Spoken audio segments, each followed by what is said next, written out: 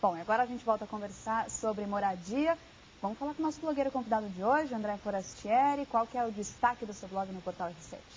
Bom, na verdade, na semana passada, quinta-feira passada, estourou a história do blog da Maria Bethânia, todo mundo ficou sabendo, né? É verdade. Que ela teve autorização para captar R$1.300.000 para fazer um blog, só que na verdade depois se descobriu que na verdade seriam 600 mil de salário para ela, mais 100 mil de captação, deu um certo bafafá isso. Por causa da Lei Rouanet, né, que envolveu toda a Exatamente. E daí, quer dizer, várias pessoas diferentes na internet e na imprensa começaram a fazer levantamentos para ver quais são os artistas. Eu até com um camarada estamos fazendo, em alguns dias vai estar saindo umas informações bem interessantes sobre isso, mas aproveitei o embalo, no mesmo dia estava fechando aqui em São Paulo o Cine Belas Artes, que é 60, 70 anos, nem sei, não me lembro quantos anos tinha o cinema, e aí eu entrei um pouquinho, juntei uma coisa com outra, escrevi o texto, está no blog, dizendo o seguinte: bom, com o dinheirinho que a Maria Bethânia ia usar para fazer esse blog, ficava aberto mais um ano o Cine Belas Artes. É verdade. Eu nem digo que a gente deva salvar o Belas Artes como ele estava, porque estava um pouco decadente e tal,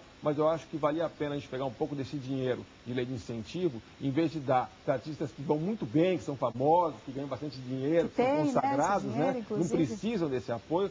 Quem sabe a gente botar no cinema mais de arte, no cinema um pouco mais difícil, em centros culturais que as pessoas precisam e que o mercado às vezes não oferece, tá certo? Com então, certeza. se você já é bem famoso, deixa o nosso dinheirinho, pra gente tem outros usos melhores para isso, é esse que está no meu blog.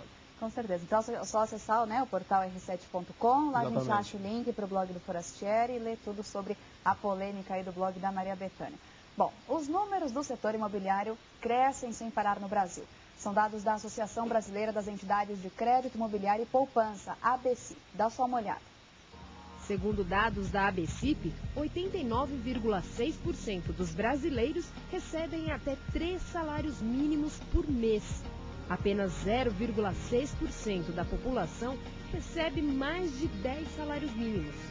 Em São Paulo, as vendas sobre oferta no setor imobiliário passaram de 23,5% em outubro de 2010 para 24,1% em novembro do mesmo ano.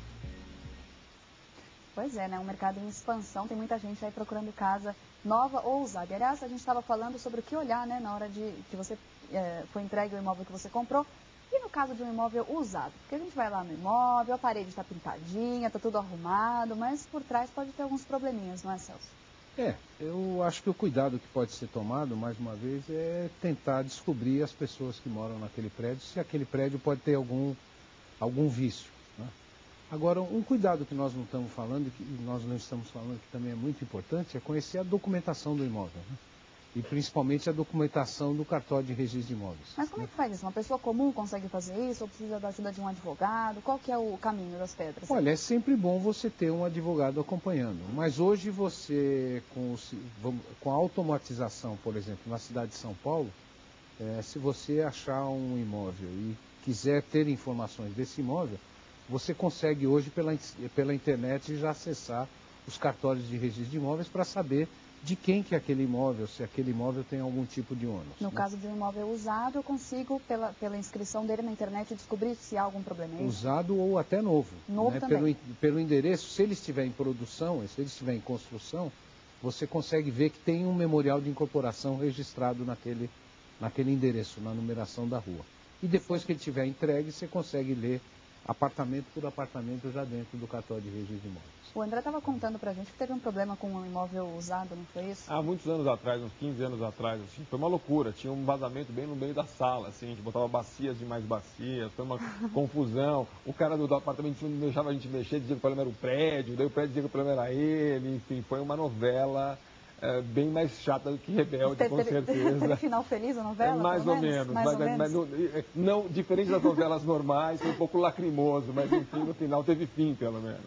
E nesse caso não tem garantia, né, Celso? Porque você não pode cobrar da pessoa que te vendeu, no caso de ser um imóvel usado, que tinha um vazamento aqui, você não me avisou. Não tem isso, não pode. Porque a gente, quando vai comprar um imóvel usado, você normalmente vê o imóvel, né?